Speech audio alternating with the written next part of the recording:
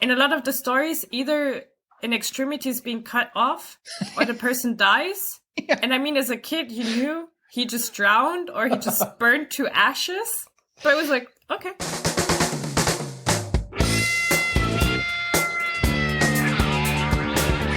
It's the Germany Experience, the podcast about life in Germany as seen through the eyes of outsiders. I'm your host, Sean. Check out thegermanyexperience.de for more information about the show. And this week, I've got someone who's been a guest on this podcast so many times, she's pretty much a co-host at this point. It's Nina. Welcome back. Hi, Sean. Hello, Nina. And Nina is from Germany, for those who are listening to the podcast for the first time. And you have been on some of my top episodes, actually, Nina. I would like every time you're on, it's a winning episode. So you came on to discuss fashion. It is your charisma and your modesty. You came on to discuss fashion and carnival with me. Yeah. Which was got me my first 1-star review, but not because of you. We've discussed that before. And you came on to discuss, what was the other thing we discussed? Youth words. Youth words, that's right. And there was one recently, maybe not. I can't remember. I don't know how many There was times another one. I think we did 3, but I don't remember what the other one was. Yeah, I have a feeling you're just like always on the show. So welcome back. Thank you, Sean. Always a pleasure. And you just back from vacation as well, aren't you? Yes, we're both back from vacation. I just came back from Croatia. Croatia? And how long were you there for? 2 weeks. Okay. And that was kind of spontaneous because you and I have another podcast. That's the other thing I wanted to mention is you and I also have a podcast called Die Duda auf Deutsch in German, where we discuss, certain things about German culture, what it must look like to, my foreigner's perspective, let's put it that way. Oh, the words are failing. And then I try now. to be the saving grace for the German culture and soul. Yes. But sometimes I do a terrible job and our listeners tell us. No. Yes, they do. The listeners. Because I'm just allegedly, I'm German. Yeah. And I often get Germans writing messages about things that they're not pleased about. I say, not just on your episodes, in general. Sometimes I do upset Germans for whatever reason. I don't mean to. And just as a caveat, I do love Germany. I don't know why Germans think that I should go somewhere else. I've been here for long enough. It's because I like it. But anyway, that's not the point of this one. We digress. The point of this episode is way back, and this is something we also discussed on Die Deutsche und der Ausländer, the other podcast in German, is German children's stories, and specifically a book called Der Struwwelpeter. And what it turns out is this is a very classic German kids story book. It was written in the mid-1800s, so I think it was 1845 was when it was published. Yeah. But even now, like in your childhood, you got to know these stories, right? And they didn't change the story.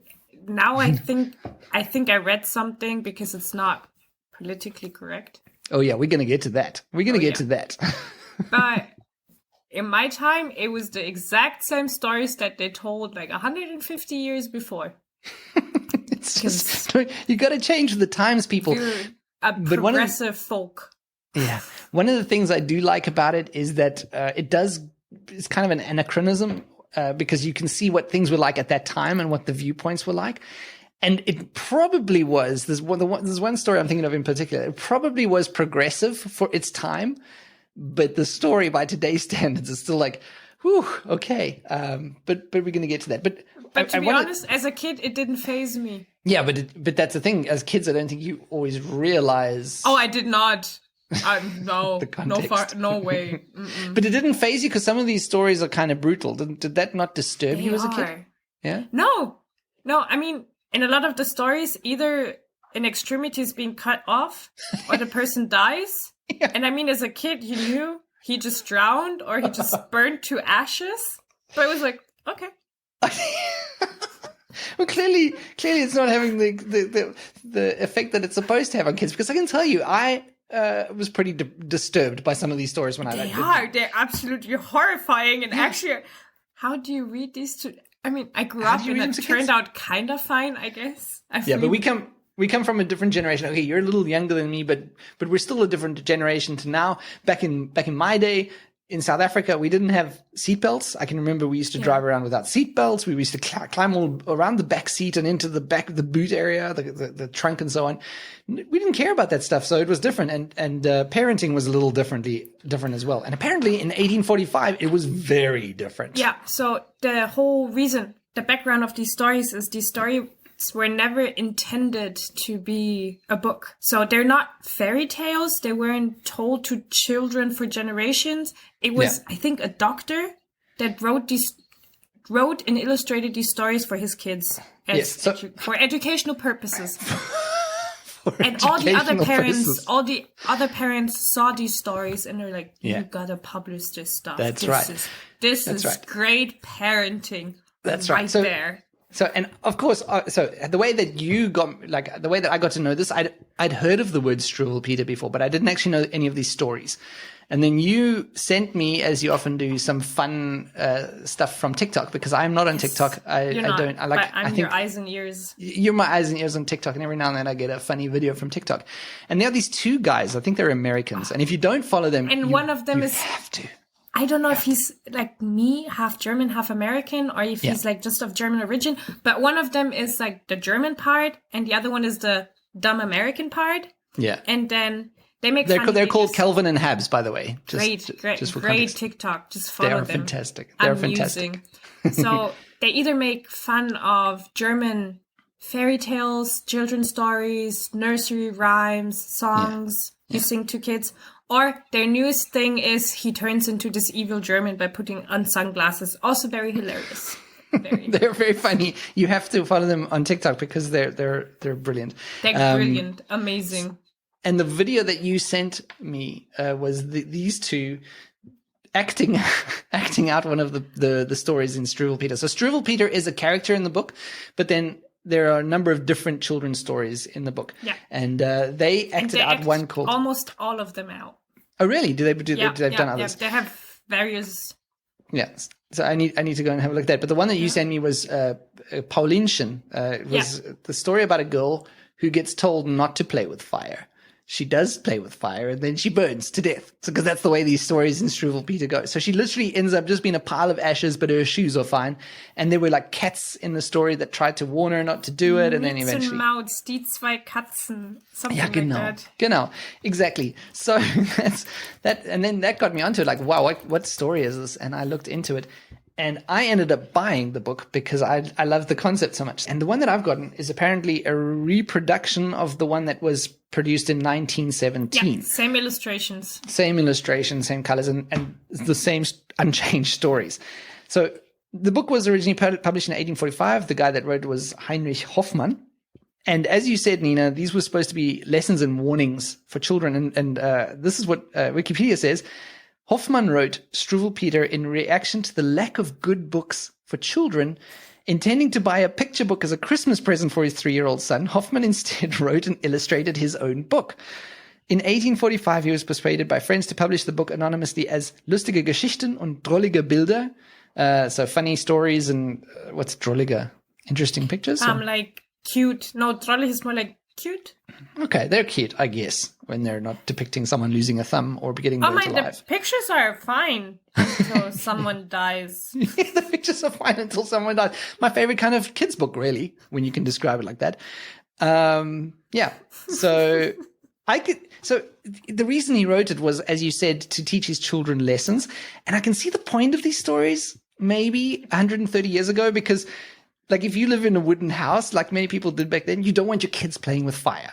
I mean, you still don't want your kids playing with fire. You still don't. That is true. Maybe I need to read them Struwwelpeter. That's a good point. That is a very good point.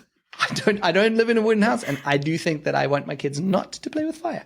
I mean, I think most of the point he's saying are still valid, but he went over, like, he overdid it. A little bit. There's a line. There's a line, and he didn't tiptoe across it. He jumped it. Yeah, but I think back in those days there was no line, because I can imagine parenting was very authoritarian and hardcore. Basically, kids were seen and not heard, and they did as they were told. And this was basically a scare tactic to terrify children into doing these things. And that's what I noticed when I read through these stories: is yes, some things are to look out for the kids' own safety, like don't play with fire. But most of them are to make the parents' life easier, that the kid is well behaved and like eats the their Paulinchen food. one. Yeah, but doesn't play with fire, eat their food, cut their nails. Around. Yeah. So Struwwelpeter himself, who's this guy on the cover with these long hair. He's the famous one that the book He's is named the famous after. one. Yeah. Everyone in Germany knows this. Yeah, he's a very famous character, basically. And his story is just that he didn't cut his hair or his nails, and he ended up looking like a freak, basically. And people just called him Struwwelpeter, which is basically the least harmful. Like disorganized hair. Like okay, yes. So it's a children's book, but some examples of these stories, like we said, the Struwwelpeter. Then there's also another one, just as an example, Böse Friedrich. So this kid has fits of violence, and he has a whip. So like this kid is clearly out of control. He would not just be a serial killer today. Yeah, he would, because what he does is he like has these fits of rage. He tears the house down, and then he goes out in the story and he sees a dog. And of course, being Böse Friedrich, he goes up and he beats the dog. He kicks it, he beats it, and then the dog bites him, right? And then he has to go home. And what happens is he lies in bed taking bitter medicine, and the dog sits at the table eating Leberwurst and drinking wine. So the dog's living the life. Dog is living the life that got kicked. So I can see that's a good lesson. You know, it's a good lesson. And then, of course, there's the Paulinchen one that we spoke about, where she plays with fire and literally dies. And then there's another one, for example, where a kid, I can't remember his name. Hans Guck in die Luft. That's another one, yeah. Hans Guck in die Luft. He's a guy that's always dies. Yeah, what was his thing? He's always dreaming. He's a dreamer. He's a dreamer. Yeah. He lives in his own little world. Genau, exactly. His parents always tell him, mind your step. And of course, because he's a dreamer, he doesn't. And he falls into a lake and drowns. Bye. Yeah, so don't be a dreamer, kids. I guess that's what we want you to learn here. It's like, to get your head out of the clouds. Don't be a dreamer. Yeah, I mean, it's the stories, at least. I mean, the lesson you can take is mind your step, which, I mean, makes sense. You don't want your kid to be run over by a car. But then there's the story of the Suppenkasper. Yes. Which is like, he doesn't want to eat, so he starves. That's the story. He basically, the end. Eat, kids, or you're going to starve. It's so, and that's one of the things, like I said, it's to make the parents' life easier. Like, eat what we put in front of you, or you're going to end up dead. Like, you're going to waste away. Because I think he gets thinner and thinner and thinner until he's like very, very skinny, and then he just wastes away. It happens in a day. It's like not a week-long process.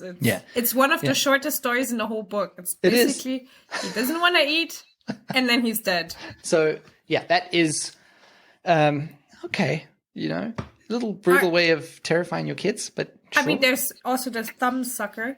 Yes, and that was the one I was going to mention as my next example. So, like, this kid sucks his thumb, and then he gets it cut off. He literally gets it cut off with a huge pair of scissors. His thumb, and there's like graphically depicted in the book of him losing his thumb. The funny thing is, the reason why he gets it cut off is not a tragic accident with the guy, like with the guy that falls into a lake and drowns. No, his mom tells him, "I'm gonna call the guy, and he's gonna cut your thumb off," and he doesn't want to listen. So his mom is like, "You know what? I'm a woman of my word, so that thumb's coming off." Can't suck your thumb if you don't have a thumb, kiddo. Come over here. So there you go. Don't suck your thumb. And I mean, parenting 101. And you can see the difference in the mindset, because I mean, obviously now we're all like psychological and subtle with our kids, and we use reverse psychology sometimes, but you can't be too manipulative and stuff. Yeah. This was not an issue in the 1850s or 1845 when this came out. This was not an issue. And do you know, like, there's another story. So basically one of the stories is a kid that cannot sit still, and basically today we would say he's like I guess you'd say ADHD. Yeah, exactly. Yeah. In German, like in our daily language, we don't call it ADHD, or we don't say that kid has ADHD. We literally call that kid Zappelphilipp, which is the name of the story. God. So yeah, it's not exactly promoting. It influenced how these kids were seen. So it was never seen as a problem that these kids just need a little bit of help. No. Yeah. They just need discipline, because we're Germany. They just need discipline, which I guess they didn't know about all these things back then. But what surprised me, as I said, is that not just I can understand, okay, 1845, these were things, but these are stories that kids were reading 20 years ago. I don't know about now. Yeah. I need to ask other parents if they read Struwwelpeter to their kids. But 20 years ago, it's not that long ago, but these kids were learning about these stories in the book. I mean, not that I say I hope that these stories don't get read because it's it's funny. I'm an adult. I'm like, okay, I can differentiate that this is not real. Or as we said, there's a racist story, a super racist story in this book. We're going to get into that now, yeah. I know this, but you're reading this to a little kid. This kid doesn't know. No. So I think you should keep not the tradition alive, but I mean it's part of our heritage. But yeah, you should read this to an audience that can differentiate. You know? Yes, and I think I would guess the version that I bought was specifically said it had the original stories in the original illustrations, and I liked it for that perspective because it's a real. Like I said earlier, some kind of time capsule or something of that time period. What was parenting like? What were kids supposed to be like? How would you convince kids to do something? And then also a bit about the cultural time. So that's why I really wanted to have this original book, but I'm surprised they still publish it because in the United States of America, for example, this would not be published. No. And the main reason is, I mean, these other stories I can understand, but there is one story in here called... I'll tell you what it is. Story of the Black Boy. Die Geschichte von den schwarzen Buben. Exactly. The story of the Black Boy. So this story is a black Moor, as he's referred to in the book. And then he walks past some guys who laugh at the Moor because he is, and the book says, a quote translated to English, black as ink. So it's already, you can see, okay, it's kind of heading in a good way now because there's this black guy and there's three kids laughing at him and the story is good.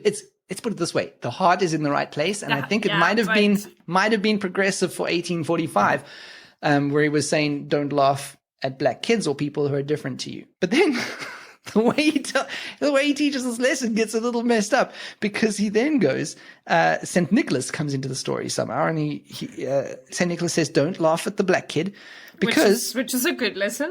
Good lesson. Loving the lesson so far. I'm like, okay, I can get behind that because it's not his fault that he's not white like you. That's kind of how the book puts it. So there's problem number one already.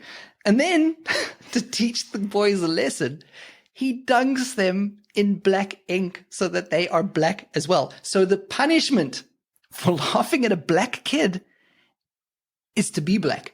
And that's messed up. Hugely problematic. But like I said, we're looking at it with today's standards that we've learned through hundreds of years that this is that was incorrect way of thinking. But you can see that maybe this was kind of progressive. But yeah, teaching the message, boys, like you said, they tried, but they tried. Yeah. And that's why I'm saying these stories aren't bad. I mean, the message is good, but like the way it gets, Yeah. But this is why this should be read to a mature audience and not kids, because kids don't know that. They don't know that. Yeah, but I also think older kids should read this because I'm thinking more like young teenagers or teenagers because you can show them like, is this correct? Is this way of thinking correct? For example, in this story about why is it not correct? The black boy, and why is it not correct? And this is also what people thought just 80, 40, 100 and something years ago. Yeah. So from that perspective, I guess it's good, but it's a little surprising. And so that is Struwwelpeter, which is a big part of German culture. It's still known by almost every single German that you speak to, especially that character of Struwwelpeter with the long hair and the long fingernails. And that's why I wanted to talk about it, just so that listeners who are new to Germany learn a little something about German history and the culture. Kids' stories.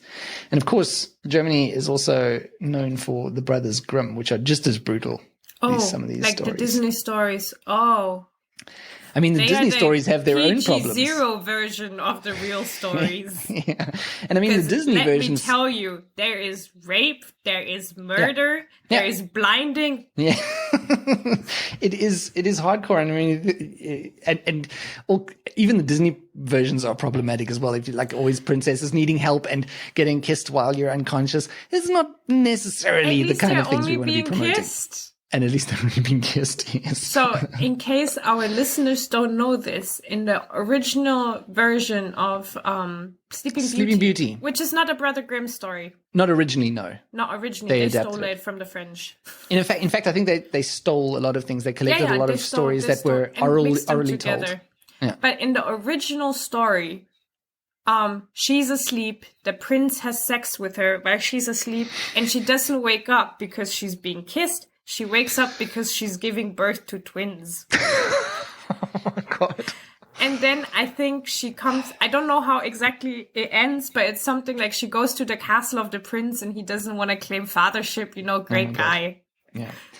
Yeah. So Brothers Grimm of those days was not much better than Struwwel Peter. And the other interesting thing that I learned from a friend is that the Brothers Grimm, what they did was as we said, they were like taking a lot of stories that were orally told or that were known for generations and generations. And then they kind of adapted them into the fairy tales that have now gone on for more and more generations.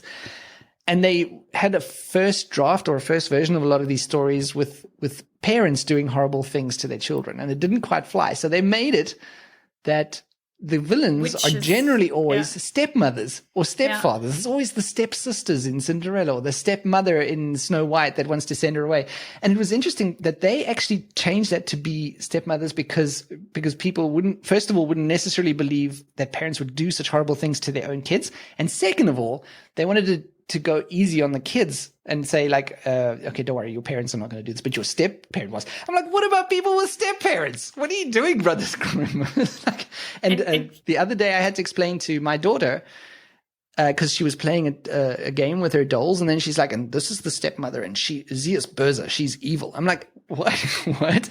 And then I had to explain to my 6-year-old daughter that not all step-parents are evil, because that's all she gets from these stories. And I was just worried, like, one of her friends maybe has a stepfather or a stepmother. And she's going to say something like that. She's like, oh my God, get away, girl, get away. And I just wanted, because you said the original stories were brutal. Or no, like, I didn't know this in the Sleeping Beauty story until I was a little bit older, but there's still original stories that we tell. For example, Cinderella. Yeah. We still, like, the version I got read wasn't the Disney version. It was where the sisters cut off their toes, and at the end the mother gets her eyes hacked out by doves. And then in the original Snow White, she gets her eyes pecked out, and she has to dance on burning hot shoes until her feet are like. This is the story I got read. That's Snow White, yeah, because the queen comes to crash. The queen comes to crash that was Snow the wedding. The queen in Snow White, when she learns from the mirror that Snow White is still alive and getting married to the prince, she goes to their wedding. And then she has to dance on burning coals. Yeah, was Snow White. Gives her, the iron shoes on hot coals, and she dances till she literally drops dead. Yeah. And that's a great party. Don't get me wrong. That's a great party. That's still the stories I got read, so I didn't get the Disney. I mean, I knew the Disney versions, but the first one I knew were the Brother Grimm. It's crazy. Ariel, like the Little Mermaid, because it wasn't Ariel. She dies in the original one. There is no happy end. Yeah, really? She returns back to sea foam. Oh, and when she walks, her feet bleed and stuff, and she has immense pain.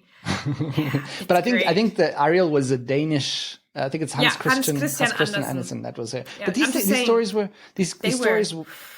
were absolutely brutal, and like they were saying, they want to take it easy on the kids and make it that it's not the parents that do things to their kids, but step-parents. But then there's a queen that ends up dropping dead because she's dancing on hot coals until she can't anymore. And there's like people getting, oh my God. It's like, there are other ways to take it easy on kids. There's also, there's value, not behind these stories. I don't know. There's also value behind these stories. But for example, Little Red Riding Hood is a stranger danger story because the wolf is stranger danger. But I mean, it's useful. Her grandmother gets eaten, and then the hunter comes and kills the wolf and cuts him open. Oh, but it's not only a stranger danger story. In the original one, it's like a rape story. So it's like warning you not to trust people because you get raped. Yeah, so it's pretty hardcore. And then also, I often wonder with these things, like, yes, okay, there are lessons, and the Brothers Grimm did mean them as lessons, but then I think about Hansel and Gretel, and basically their stepmother, again, takes them into the woods. They get lost. They find this house, which this woman has built made of sweets and candy and stuff to lure kids into so she can eat them. They end up tricking her, throwing her into the oven, and they steal her treasure, and they go home, and they find out that their stepmother has died in the meantime, which is great for them. So they end up living happily ever after with the treasure that they stole with their father. I'm like, what's the lesson here? Is it that like you definitely go into strangers' houses who offer you sweets because afterwards everything's going to be even better than when you went in? Is that the lesson? I don't remember what exactly the lesson is, and I don't remember the exact origin story, but I think I read somewhere that it's like, because, you know, in Europe we had a lot of wars, like the 300-year war and the 30-year war and whatever. And I think the story came up during the 30-year war, and literally parents could not feed their children. Right. So instead of starving them, they abandoned them in the forest in the hopes that they would miraculously somehow that's what the stepmother wanted to do. It was because they survive. were poor. Yeah. So like the origin, there's like historic context. I don't think there's a particular lesson, but there's historic context behind the story. But just to be clear, kids, do not go into houses of people who are offering you sweets because everything will not be better. Stranger afterwards. danger. Stranger danger. If we learned anything from Red Riding Hood and Hansel and Gretel, that is it. So somehow, you know, I'm so nervous about my daughter, my 6-year-old daughter, watching things like The Lion King and things like that. When I see what kids 100 years ago. The Lion King? Because, Nina, when I was a kid and I watched The Lion King and I was a teenager, Mufasa's death traumatized me so much that it remains with me today. It remains. Really? I can remember being absolutely traumatized. I loved that movie. I thought you were going to say I loved that moment. No, I love the movie. But that moment, it haunts me forever. And I'm not sure my daughter is ready for it. How old were you when you saw it? I don't remember, but the movie came out the year I was born. Oh my God. So okay. All right. So the first time I saw it, I was probably like 4, 5, 6. Yeah. Okay. Well. I was fine, Sean. I'm fine. But my point is, I worry about things like that with my 6-year-old. And 100 years ago, they were telling the kids about cutting off their thumbs, dying, like burning alive, and going into, getting eaten by wolves. I think she'll be fine with Lion King. I mean, you know our original Saint Nicholas story, right? Like, you know that here in Bavaria we have the Knecht Ruprecht. Yeah. Like Krampus, I think you call him in English countries. Krampus, yeah. If you're an evil child, I mean. He puts you in his sack and you're gone. Yeah, and he's a monster. Like the depictions of him. Krampus is the monster, but here Krampus. We have like the Christian version, which is like Knecht Ruprecht. It's like the servant of Niklaus, but he still puts you in a sack and you're gone. He just takes you away. Because the monster Krampus eats in Germany? You. Yeah, there also is a Krampus, but in the Christian version, he turned into a human that doesn't eat you, but you still disappear. But I mean, we also know as kids the Krampus story, but as kids, I didn't connect the two. Okay. Because Krampus is pretty terrifying. I've seen pictures of him. It is terrifying. I need to keep my kids away from that. Yeah. Yeah, Krampus. So there you go. Parenting 101 from the if you're evil, 19th century. If you're evil, you die. If you don't listen to your parents, you get appendages cut off. Sometimes death is better, Nina. I would rather die than have my thumb cut off by my parent. You still have a second thumb. Yes, I do. That's true. Yeah, there's always a plus side. You're right, Nina. What am I worried about? It's been fun as always, Nina. Thank you for coming on the Germany experience again. Hopefully people will come and listen to our German version. A lot of people do listen to the Die Deutsche und der Ausländer to learn German, which I often warn against. Like, they do not want to learn German from my German, but definitely from your German. They can listen to your German. I think you're a good example because people are often afraid. No, people are often, their German is fine. Like your German, it's super good. Stop it. But they're just afraid. And I think you're a good example to just go out there. Put yourself out there. Put yourself out there. Sound terrible. You're going to be fine. Nina, as I said, thank you very much for coming on. And I hope you will be back on the German experience sometime. Always. I love being your guest. Oh, see ya. See ya, Sean.